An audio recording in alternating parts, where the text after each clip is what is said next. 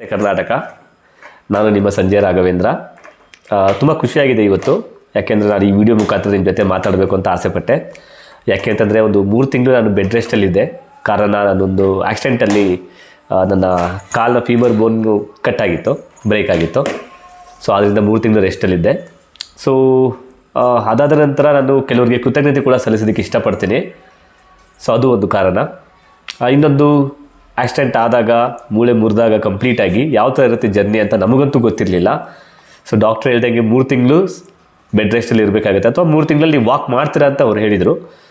But ಅದಾದಮೇಲೆ ಯಾವ ಥರ ಚಾಲೆಂಜಸ್ ಬರುತ್ತೆ, ಏನೇನು ಪ್ರಾಬ್ಲಮ್ಸ್ ಬರುತ್ತೆ ಅಂತ ಯಾವುದೇ ಥರ ಇನ್ಫಾರ್ಮೇಷನ್ಸ್ ನಮಗಿರಲಿಲ್ಲ. ಬಟ್ ಈ ವಿಡಿಯೋ ಮುಖಾಂತರ ನಾನು ಯಾವ ಥರ ಬರ್ಬೋದು ಚಾಲೆಂಜಸ್ಸು ಅಂತ ಹೇಳೋದಕ್ಕೆ ಇಷ್ಟಪಡ್ತೀನಿ. ನಾನು ಯಾವುದೇ ಥರ ಡಾಕ್ಟ್ರ್ ಅಲ್ಲ, ಬಟ್ ನಾನೇನೇನು ಚಾಲೆಂಜಸ್ ಫೇಸ್ ಮಾಡಿದ್ದೀನಿ ಅಂತ ಮಾತ್ರ ನಾನು ನಿಮಗೆ ಹೇಳ್ಬೋದು, ಎಕ್ಸ್ಪ್ಲೇನ್ ಮಾಡ್ಬೋದು. ಅದೊಂದು. ಸೊ ಕೃತಜ್ಞತೆ ಅಂತ ಬಂದಾಗ ಮೊದಲನೇ ಕೃತಜ್ಞತೆ ನಾನು ನನ್ನ ಧರ್ಮಪತ್ನಿ ಸುಮಿತ್ರಾ ಅವ್ರಿಗೆ ತಿಳಿಸೋದಕ್ಕೆ ಇಷ್ಟಪಡ್ತೀನಿ. ಕಾಲು ನಂದು ಕಂಪ್ಲೀಟಾಗಿ 4 ಕಡೆ ಬ್ರೇಕ್ ಆಗಿತ್ತು, ಮುರಿದೋಗಿತ್ತು. ಅದು ಕೂಡ ಫೀಮರ್ ಬೋನ್ ತುಂಬ ಇಂಪಾರ್ಟೆಂಟ್ ಆಗಿರುತ್ತೆ. ಸೊ ಅದು ಬ್ರೇಕ್ ಆಗಿತ್ತು, ತುಂಬ ಭಯ ಆಯಿತು ಆ ಟೈಮಲ್ಲಿ. ಸೊ ಅವರು ನನಗೆ ಕಂಪ್ಲೀಟಾಗಿ ಧೈರ್ಯ ಕೊಟ್ಟರು. ಸೊ ಸರ್ಜರಿ ಆದಮೇಲೂ ಕೂಡ ನನಗೆ ಒಬ್ಬ ತಾಯಿಯಾಗಿ ಆರೈಕೆ ಮಾಡಿದ್ದಾರೆ, ತುಂಬ ಚೆನ್ನಾಗಿ ನೋಡ್ಕೊಂಡಿದ್ದಾರೆ. ಸೊ ಅವ್ರಿಗೆ ಮೊದಲನೇ ಕೃತಜ್ಞತೆ. ಸೊ ಎರಡನೇದಾಗಿ ನನ್ನ ಸ್ನೇಹಿತರಿಗೆ ನವೀನ್, ಪ್ರವೀಣ್ ಹಾಗೂ ನರೇಂದ್ರ ಅವರಿಗೆ ನಾನು ರಾತ್ರಿ ಸುಮಾರು ಒಂದು 11 ಗಂಟೆ ಅವ್ರಿಗೆ ಕಾಲ್ ಮಾಡಿದಾಗ ಅವರು ಬೆಂಗಳೂರಿಂದ ಮಾಲೂರಿಗೆ ಬಂದು ನನ್ನ ಹಾಸ್ಪಿಟಲ್ಗೆ ಸೇರಿಸಿ ಏನೇನು ಟ್ರೀಟ್ಮೆಂಟ್ ಕೊಡಬೇಕಾಗಿದೆ ಅದನ್ನೆಲ್ಲ ಸಹಕರಿಸಿದರು. ಸೊ ಅವ್ರಿಗೆ ಸೆಕೆಂಡ್ ಥ್ಯಾಂಕ್ಸು. ಮೂರನೇದಾಗಿ ನನ್ನ ಮ್ಯಾನೇಜರ್ ಆಗಿರುವಂಥ ಸದಾನಂದ ಸರ್ಗೆ ಹೇಳ್ತೀನಿ. ಯಾಕೆ ಅಂತಂದರೆ ಮೊದಲನೇ ಕಾಲ್ ನಾನು ಆಕ್ಸಿಡೆಂಟ್ ಆದಾಗ ಅವ್ರಿಗೆ ತಿಳಿಸಿದ್ದು. ಸೊ ಅವರು ನನಗೆ ತುಂಬ ಧೈರ್ಯ ಕೊಟ್ಟರು. ವರ್ಕ್ ಬಗ್ಗೆ ವರಿ ಮಾಡ್ಕೋಬೇಡಿ, ನೀವು ಹಾಸ್ಪಿಟಲ್ಗೆ ಹೋಗಿ ಟ್ರೀಟ್ಮೆಂಟ್ ತೊಗೊಳ್ಳಿ, ಏನೇ ಇದ್ರೂ ನಾವು ನಿಮ್ಮ ಜೊತೆ ಇದ್ದೀವಿ ಅಂತ ಹೇಳಿದರು. ಸೊ ಅವ್ರಿಗೆ ಥ್ಯಾಂಕ್ಸ್ ಅಂತ ಹೇಳ್ತಾ ಇಷ್ಟಪಡ್ತೀನಿ. ಸೊ ನಾಲ್ಕನೇದಾಗಿ ನಮ್ಮ HR ಟೀಮ್ಗೆ ದಿನೇಶ ಮೇಡಮ್ ಮತ್ತು ಸುದೀಪ ಅವ್ರಿಗೆ ತುಂಬ ಥ್ಯಾಂಕ್ಸ್, ಕೃತಜ್ಞತೆ. ಯಾವುದೇ ಥರ ಪ್ರಾಬ್ಲಮ್ಸ್ ಇಲ್ಲದೆ, ಯಾವುದೇ ಥರ ವರೀಸ್ ಇತ್ತು ಅದನ್ನು ಕ್ಲಿಯರ್ ಮಾಡಿ ಅವರು ತುಂಬ ಸಪೋರ್ಟ್ ಮಾಡಿದ್ದಾರೆ. ಸೊ ಅವ್ರಿಗೆ ಕೂಡ ಧನ್ಯವಾದ ತಿಳಿಸೋದಕ್ಕೆ ಇಷ್ಟಪಡ್ತೀನಿ. ಸೊ ಚಾಲೆಂಜಸ್ ಅಂತ ಬಂದಾಗ ತುಂಬ ಚಾಲೆಂಜಸ್ ಇದೆ. ಯಾಕೆಂದರೆ ಡಾಕ್ಟರ್ಗೆ 3 ತಿಂಗಳು ಟೈಮ್ ಕೊಟ್ಟರು, ವಾಕ್ ಮಾಡ್ತೀನಿ ಅಂತ ಹೇಳಿದರು. ಸೊ ಆ ಥರ ಸುಲಭ ಇರಲಿಲ್ಲ ಜರ್ನಿ. ಯಾಕೆ ಅಂತಂದರೆ ಸರ್ಜರಿ ಆದ ನಂತರ ಸೊ ನನಗೆ ICU ನಾರ್ಮಲ್ ವಾರ್ಡಿಂದ ನಾನು ಮನೆಗೆ ಶಿಫ್ಟ್ ಆಗ್ತೀನಿ, ಡಿಸ್ಚಾರ್ಜ್ ಆಗ್ತೀನಿ. ಅವಾಗ ಕೂಡ ತುಂಬ ಚಾಲೆಂಜಸ್ ಇತ್ತು. 2nd ಫ್ಲೋರಲ್ಲಿ ಮನೆ ಇರೋದ್ರಿಂದ ಸೇಫಾಗಿ ನನ್ನ ಫ್ಯಾಮಿಲಿ ಸೇರಿಸ್ತಾರೆ. ಸುಮಾರು ಒಂದು 15 ದಿನ ನಾನು ಬೆಡ್ ರೆಸ್ಟಲ್ಲಿ ಇರ್ತೀನಿ. ಅದಾದಮೇಲೆ ಈ ಕಾಲು ಬೆಡ್ ರೆಸ್ಟಲ್ಲಿ ಇದ್ದಾಗ, ಸುಮಾರು 1 ತಿಂಗಳು ನಾನು ಬೆಡ್ ರೆಸ್ಟಲ್ಲಿ ಇದ್ದಾಗ ಈ ಕಾಲು ಏನಾಗಿರುತ್ತೆ ಅಂತಂದರೆ ಕಂಪ್ಲೀಟಾಗಿ ಇದೇ ಥರ ಸ್ಟ್ರೈಟಾಗಿ ಇರುತ್ತೆ. ಈ ಕಾಲನ್ನ ನಾನು ಫೋಲ್ಡ್ ಮಾಡ್ಬೋದು, ಬಟ್ ಈ ಕಾಲನ್ನ ನಾನು ನೋಡಿ ಈಗ ಕೂಡ ಪೇಯ್ನ್ ಆಗ್ತಾಯಿದೆ. ಸೊ ಈ ಥರನೇ ಇರುತ್ತೆ. ಸೊ ಈ ಥರ ನಾನು ಬೆಂಡ್ ಮಾಡೋಕ್ಕಾಗಲ್ಲ, ಇಷ್ಟು ಮಾಡೋಕ್ಕಾಗಲ್ಲ. ಸೊ ಕಂಪ್ಲೀಟಾಗಿ ಸ್ಟ್ರೈಟ್ ಆಗಿರುತ್ತೆ. ಸೊ ಲೈಟಾಗಿ ಫಿಸಿಯೋಥೆರಪಿ ನೋಡಿ ಈಗಲೂ ಕೂಡ ಮೇಲ್ ಬಂತದ್ದು, ಕಾಲು ಆಟೋಮೆಟಿಕ್ಕಾಗಿ ಬಂತು.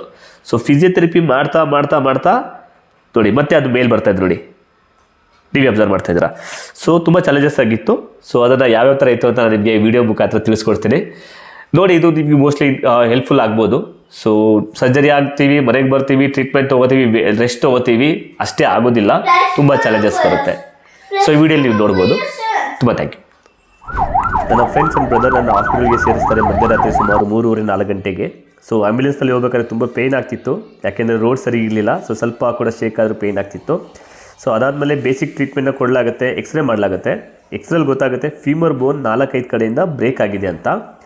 ಸೊ ಅದನ್ನು ಸರ್ಜರಿ ಮಾಡಬೇಕು ಅಂತ ಹೇಳ್ತಾರೆ. ಸೊ ಈಗ ನೋಡ್ತಾ ಇರೋದು ನೀವು ಸರ್ಜರಿ ಆದ ನಂತರ ಯಾಗಿತ್ತು ಅಂತ. ಸರ್ಜರಿ ಮುಂಚೆ ನಾವು ಡಾಕ್ಟರ್ ಹತ್ರ ಮಾತಾಡ್ತೀವಿ. ಸೊ ಸರ್ಜರಿಗೆ ಅಪ್ರಾಕ್ಸಿಮೇಟ್ಲಿ ಒಂದು 30 ಮಿನಿಟ್ಸ್ ಟೈಮ್ ಆಗುತ್ತೆ ಅಂತ ಹೇಳ್ತಾರೆ. ಬಟ್ ಸರ್ಜರಿಗೆ ಕರ್ಕೊಂಡು ಹೋದಾಗ ಸರ್ಜರಿ ಆಗಬೇಕಾದ್ರೆ ಕಂಪ್ಲೀಟಾಗಿ ಒಂದು 4ರಿಂದ 4.25 ಗಂಟೆ ಆಗುತ್ತೆ. ಸೊ ಲಾಂಗ್ ಟೈಮ್ ಇರುತ್ತೆ. ಸೊ ಸರ್ಜರಿ ಮಾಡಬೇಕಾದ್ರೂ ಕೂಡ ನಾನು ಡಾಕ್ಟ್ರ್ ಹತ್ರ ಕಾನ್ವರ್ಸೇಷನ್ ಮಾಡ್ತಾನೆ ಇರ್ತೀನಿ. ಅನಸ್ಥೇಸಿಯಾ ಕೊಟ್ಟಿರ್ತಾರೆ, ಬಟ್ ಆದರೂ ಕೂಡ ನಾನು ಡಾಕ್ಟ್ರ್ ಜೊತೆ ಮಾತಾಡ್ತಾನೆ ಇರ್ತೀನಿ, ಡಿಸ್ಕಸ್ ಮಾಡ್ತಾನೆ ಇರ್ತೀನಿ. ಎಲ್ಲ ಓಕೆ. ಬಟ್ ಏನಾಗುತ್ತೆ, ಕೆಲವು ಡಾಕ್ಟ್ರಿಗೆ ಕೂಡ ಚಾಲೆಂಜಸ್ ಬರುತ್ತೆ ಸರ್ಜರಿ ಮಾಡಬೇಕಾದ್ರೆ. ಸೊ ಆಗ ಏನಾಗುತ್ತೆ ಅಂತಂದರೆ ರಾಡ್ನ ಅವ್ರು ಇಂಪ್ಲಾಂಟ್ ಮಾಡಬೇಕಾಗತ್ತೆ. ರಾಡ್ನ ಇಂಪ್ಲಾಂಟ್ ಮಾಡಬೇಕಾದ್ರೆ ಬೋನಲ್ಲಿರುವಂಥ ಕ್ಯಾಲ್ಶಿಯಮ್ನ ಅವರು ರಿಮೂವ್ ಮಾಡಬೇಕು. ಸೊ ಆ ಟೈಮಲ್ಲಿ ಬಂದು ಅವರು ಡ್ರಿಲ್ಲಿಂಗ್ ಮಿಷಿನ್ ಅವ್ರದ್ದು ಒಂದು ಡ್ರಿಲ್ಲಿಂಗ್ ಮಿಷಿನ್ಸ್ ಇರುತ್ತೆ, ಮೆಡಿಕಲ್ ಟರ್ಮ್ಸಲ್ಲಿ ಬೇರೆ ಹೆಸರಿರ್ಬೋದು, ಸ್ಮಾಲ್ ಡ್ರಿಲ್ಲಿಂಗ್ ಮಿಷಿನ್ ಅಂತ ಹೇಳ್ಬೋದು, ಅದನ್ನು ಯೂಸ್ ಮಾಡ್ತಾರೆ. ಸೊ ಆಗ ನನಗೆ ತುಂಬ ಒಂಥರ ಫೀಲ್ ಆಗುತ್ತೆ ಮೂಳೆಯಲ್ಲಿ ಡ್ರಿಲ್ ಮಾಡಬೇಕಾದ್ರೆ. ಯಾಕಂದರೆ ಅದು ರಾಡ್ನ ಅವರು ಅದರಲ್ಲಿ ಫಿಲ್ ಮಾಡಬೇಕಾಗುತ್ತೆ. ಸೊ ಆ ಟೈಮಲ್ಲಿ ನನಗೆ ತುಂಬ ಭಯ ಆಗುತ್ತೆ ಮತ್ತು ನಾನು ಅನ್ಕಾನ್ಷಿಯಸ್ಗೆ ಹೋಗ್ತೀನಿ. ಸೊ ನಾನು ಕಣ್ಬಿಟ್ಟು ನೋಡಿದಾಗ ನಾನು ಐ ಸಿ ಯುನಲ್ಲಿದ್ದೆ. ಸುಮಾರು ರಾತ್ರಿ ಒಂದು 8 ಗಂಟೆ ಆಗಿತ್ತು. ಸೊ ನಾನು ನಾನ್ ಕಾನ್ಷಿಯಸಲ್ಲಿ ಒಂದು 3-4 ಗಂಟೆ ಇದ್ದೆ ಅನ್ಕೋತೀನಿ.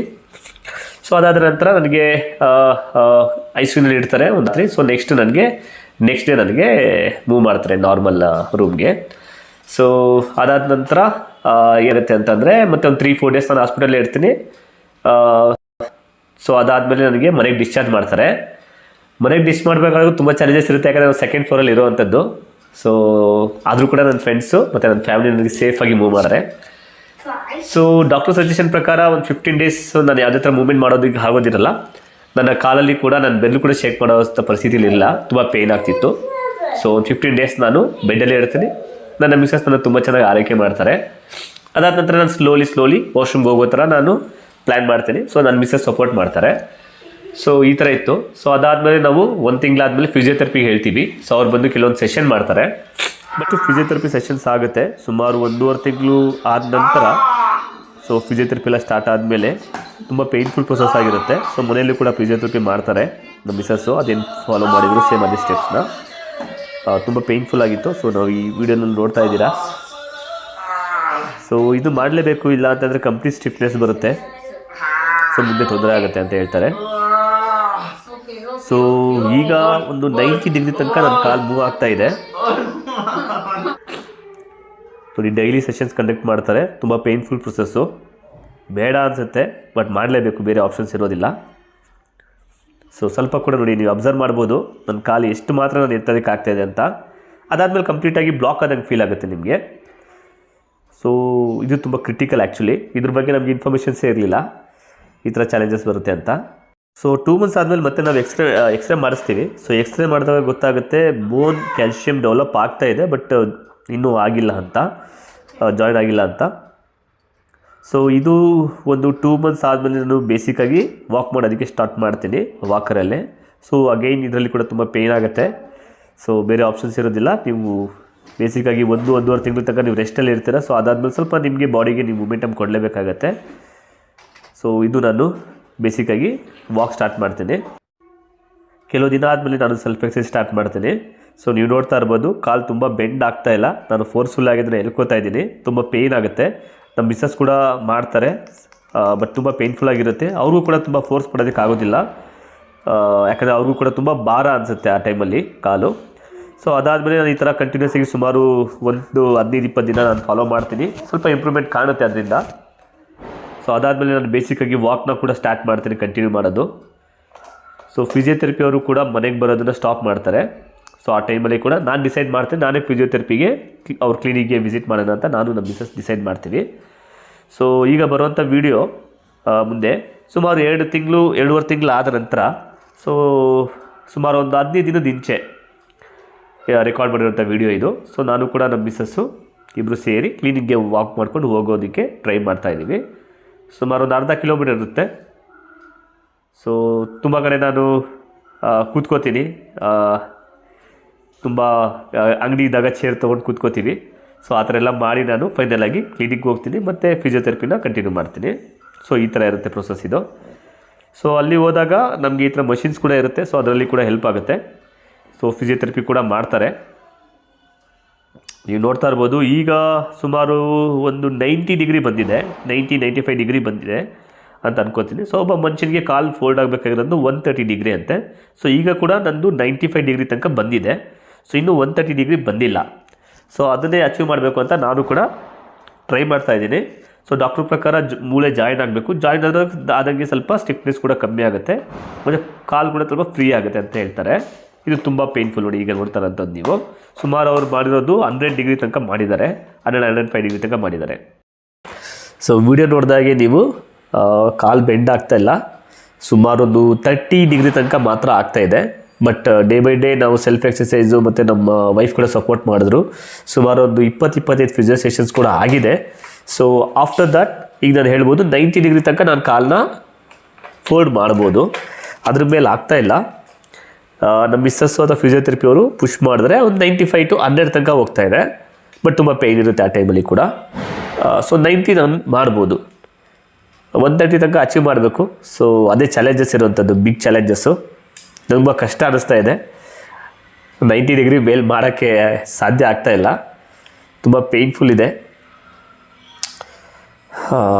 ಮತ್ತು ಯಾವುದೇ ಥರ ಆ್ಯಕ್ಟಿವಿಟಿ ಕೂಡ ಇನ್ವಾಲ್ವ್ ಆಗೋಕ್ಕೆ ಆಗ್ತಾಯಿಲ್ಲ, ಭಯ ಆಗುತ್ತೆ, ತುಂಬ ಯೋಚನೆ ಆಗುತ್ತೆ. ಅದಾದಮೇಲೆ ಕೂಡ ರೀಸೆಂಟಾಗಿ ಒಂದು 50 ಡೇಸ್ ಬ್ಯಾಕ್ ಕೂಡ ಒಂದು ಎಕ್ಸ್ರೇನ ಮಾಡಿಸಿದ್ವಿ. ಆ ಎಕ್ಸ್ರೇಲಿ ಕೂಡ ಇನ್ನೂ ಮೂಳೆ ಜಾಯಿನ್ ಆಗಿಲ್ಲ ಅಂತ ಹೇಳಿದ್ದಾರೆ. ಬಟ್ ಗುಡ್ ಸೈನ್ ಏನು ಅಂತಂದರೆ ಕ್ಯಾಲ್ಶಿಯಂ ಫಾರ್ಮ್ ಆಗ್ತಾಯಿದೆ. ಸೊ ಈಗ ಇನ್ನೂ ಮೂಳೆ ಜಾಯಿನ್ ಆಗಿಲ್ಲ. ಸೊ ಡಾಕ್ಟ್ರ್ ಜೊತೆ ಕೂಡ ಮಾತಾಡಿದೆ. ಸೊ ಡಾಕ್ಟ್ರ್ ಹೇಳ್ತಾರೆ 3 ಇಂದ 4 ಕಡೆ ಬೋನ್ ಕ್ರ್ಯಾಕ್ ಆಗಿದೆ ಅಂತ. ಕ್ರ್ಯಾಕ್ ಅಂದರೆ ಬ್ರೇಕ್ ಆಗಿದೆ ಕಂಪ್ಲೀಟಾಗಿ. ಸೊ ಆದ್ದರಿಂದ ಟೈಮ್ ತೊಗೊಳುತ್ತೆ. ಸೊ 3 ಮಂತ್ಸ್ ಆಗಿದೆ ಈಗ, ಇನ್ನೂ ನೀವು 3 ಮಂತ್ಸು ಟೈಮ್ ಕೊಡಬೇಕಾಗತ್ತೆ ಅಂತ ಹೇಳ್ತಾರೆ. ಮತ್ತು ಡಾಕ್ಟ್ರು ಕೂಡ ಅವ್ರ ಪ್ರಯತ್ನ ಅವ್ರು ಮಾಡ್ತಾಯಿದ್ದಾರೆ. ಸೊ 2 ಮಂತ್ಸ್ ಆದಮೇಲೆ ಒಂದು ಸಿರಿಂಜ್ನ ಅವರು ನನಗೆ ಪ್ರಿಸ್ಕ್ರೈಬ್ ಮಾಡಿದರು, ಒಂದು ಇಂಜೆಕ್ಷನ್ನ. ಆ ಇಂಜೆಕ್ಷನ್ನು ಟೆರಾಪ್ಯಾರಾಟೈಡ್ ಅಂತ ಹೇಳ್ತಾರೆ. ಆ ಇಂಜೆಕ್ಷನ್ನ ನಾವು ಡೈಲಿ ಬೇಸಸ್ಸು ಒಂದೇ ಸಮಯಕ್ಕೆ ಯಾವ ಟೈಮಲ್ಲಿ ತೊಗೋತೀವೋ ಅದೇ ಟೈಮಲ್ಲಿ ನಾವು ಸಿರಿಂಜ್ನ ತೊಗೋಬೇಕು. ಹೌದು, ಮನೆಯಲ್ಲೂ ಕೂಡ ಬೇಡ ಅಂತ ಹೇಳಿದರು. ಯಾಕೆ ಅಂತಂದರೆ ಡೈಲಿ ಸಿರಿಂಜ್ ತೊಗೊಳ್ಳೋದು ಸರಿಯಲ್ಲ ಅಂತ. ಬಟ್ ಬೇರೆ ಆಪ್ಷನ್ಸ್ ಇಲ್ಲ. ಡೈಲಿ ನಾನು ಒಂದು 7:30 ರಾತ್ರಿಗೆ, ಈಗ ರೆಕಾರ್ಡ್ ಮಾಡಬೇಕಾದ್ರೆ ಕೂಡ ಟೈಮ್ ಆಗ್ತಾಯಿದೆ, ಸೊ ಅದನ್ನು ನಾನು ತೊಗೋಬೇಕು. ಸೊ ಎಕ್ಸಾಕ್ಟಾಗಿ 7:30 ರಾತ್ರಿಗೆ ಮೆಡಿಸಿನ್ನ ಇಂಜೆಕ್ಷನ್ನ ತೊಗೋಬೇಕು. ಒಂದು ಇಂಜೆಕ್ಷನ್ ನಿಮಗೆ 1 ತಿಂಗಳು ಬರುತ್ತೆ. ಅದರಲ್ಲಿ ನಿಮಗೆ 3 mg ಅಂತ ನೀವು ಎವ್ರಿ ಡೇ ತೊಗೋಬೇಕು. Every day you have to take it. There is no other option. ಇದು ಬೋನ್ ಬೇಗ ಫಾಸ್ಟಾಗಿ ಗ್ರೋ ಆಗೋದಕ್ಕೆ ಅಂತ ಡಾಕ್ಟ್ರು ಪ್ರಿಸ್ಕ್ರೈಬ್ ಮಾಡಿದ್ದಾರೆ. ಆ್ಯಂಡ್ ತುಂಬ ಎಕ್ಸ್ಪೆನ್ಸಿವ್ ಆಗಿರುತ್ತೆ. ಈ ಒಂದು ಸಿರಿಂಜ್ ಬಂದು ನನಗೆ, ನಾನು ಬೇರೆ ಕಡೆ ವಿಚಾರಿಸಿದಾಗ ಮೆಡಿಕಲಲ್ಲಿ ಸುಮಾರು ಒಂದು 25,000 ಹೇಳಿದ್ರು ಅವರು. ಬಟ್ ನಾನು ಕೆಲವೊಂದು 4-5 ಮೆಡಿಕಲಲ್ಲಿ ವಿಚಾರಿಸಿದಾಗ ಬ್ರ್ಯಾಂಡ್ ಬೇರೆ ಆಗಿತ್ತು. ಬಟ್ ಅದಕ್ಕೆ ಮಾಡುವಂಥ ಫಾರ್ಮುಲಾ ಒಂದೇ, ಟೆರಾಪ್ಯಾರಾಟೈಡ್ ಅಂತ. ಸೊ ಅದರಿಂದ ನನಗೆ ಸ್ವಲ್ಪ ಕಮ್ಮಿಗೆ ಬಿತ್ತು. ಸೊ 3 ಮಂತ್ಸ್ ಕೋರ್ಸ್ ತೊಗೋಬೇಕು, ಅಂದರೆ 3 ಇಂಜೆಕ್ಷನ್ ತೊಗೋಬೇಕು. ಸೊ ಸ್ವಲ್ಪ ಎಕ್ಸ್ಪೆನ್ಸಿವ್ ಆಗಿರುತ್ತೆ. But no other options. Life is much more important. And I am missing my activities and many things. So social life, activities, work style, everything is I'm missing. So ಅದರಿಂದ ಇದೇನು matter ಆಗೋದಿಲ್ಲ. But ಕೆಲವ್ರಿಗೆ ಆಗುತ್ತೆ. So ಅದರಿಂದ ಹೇಳ್ತಾ ಇದ್ದೀನಿ. So ಮಾತ್ರೆಗಳು ಕೂಡ ಇದೆ, ಅದ್ರ ಜೊತೆಗೆ ಕೂಡ ನಾನು ಟ್ಯಾಬ್ಲೆಟ್ಸ್ ತೊಗೋತಾ ಇದ್ದೀನಿ. ಸೊ ಬೇಗ ಆಗೋದಕ್ಕೆ. ಸೊ ಚಾಲೆಂಜಸ್ ಇದೆ. ಕಾಲು ಬೆಂಡ್ ಆಗಬೇಕು. ಇನ್ನೂ 90% ತನಕ, 90 ಡಿಗ್ರಿ ತನಕ ಬಂದಿದೆ. ಇನ್ನೂ ಒಂದು 40 ಡಿಗ್ರಿ, ಅಟ್ಲೀಸ್ಟ್ ಒಂದು 30 ಡಿಗ್ರಿ ಆದರೂ ಬೇಕು, 120 ಡಿಗ್ರಿ ಆದರೂ ಬೇಕು. ಅದು ಯಾವಾಗಾಗುತ್ತೋ ಗೊತ್ತಿಲ್ಲ. ಸೊ ಜಾಬಲ್ಲಿ ಕೂಡ 3 ಮಂತ್ಸ್ ಲೀವ್ ಸಿಕ್ಕಿದೆ. Thank you so much. ಅದಕ್ಕೆ ಟೀಮ್ಗೆ ಕೂಡ ತುಂಬ ಮಿಸ್ ಮಾಡ್ಕೋತಾ ಇದ್ದೀನಿ ಎಲ್ಲರನ್ನೂ.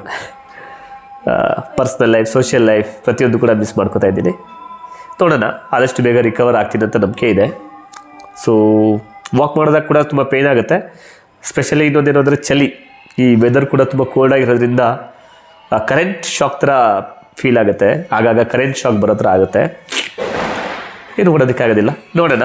ಸೊ ಮುಂದೆ ಏನಾಗುತ್ತೆ, ಯಾವ ಥರ ಆಗುತ್ತೆ ರಿಕವರಿ, ಏನೇನು ಚಾಲೆಂಜಸ್ ಬರುತ್ತೆ ಅಂತ ನಾನು ನಿಮಗೆ ನೆಕ್ಸ್ಟ್ ವೀಡಿಯೋ ಮಾಡಿ ಖಂಡಿತ ಅಪ್ಡೇಟ್ ಮಾಡ್ತೀನಿ. ನನ್ನ ಪ್ರಕಾರ ಡಾಕ್ಟ್ರ್ ಜೊತೆ ಮಾತಾಡಿ ಸರ್ಜರಿಗೆ ಮುಂಚೆ. ಸೊ ತುಂಬ ಚಾಲೆಂಜಸ್ ಇರುತ್ತೆ. ನೀವು ಅಂದ್ಕೊಂಡಷ್ಟು ಅಥವಾ ನಾವು ಅಂದ್ಕೊಂಡಷ್ಟು ಸರ್ಜರಿ ಆಯಿತು, ಬೆಡ್ ರೆಸ್ಟ್ ಆಗುತ್ತೆ, ಒಂದು 3 ಮಂತ್ಸಲ್ಲಿ ನಾವು ಎದ್ದು ರೆಡಿ ಮಾಡ್ಬೋದು, ರನ್ ಮಾಡ್ಬೋದು, ವಾಕ್ ಮಾಡ್ಬೋದು. ಆ ಥರ ಇಲ್ಲ. ತುಂಬ ಪೇಯ್ನ್ ಪ್ರೊಸೆಸ್ ಆದಮೇಲೂ ಇರುತ್ತೆ, ತುಂಬ ಚಾಲೆಂಜಸ್ ಇರುತ್ತೆ. ಮತ್ತು ನಾನು ಅಪ್ಡೇಟ್ ಮಾಡ್ತೀನಿ. ಥ್ಯಾಂಕ್ ಯು ಸೋ ಮಚ್ ನನ್ನ ವೀಡಿಯೋ ನೋಡೋದಕ್ಕೆ. ಧನ್ಯವಾದಗಳು.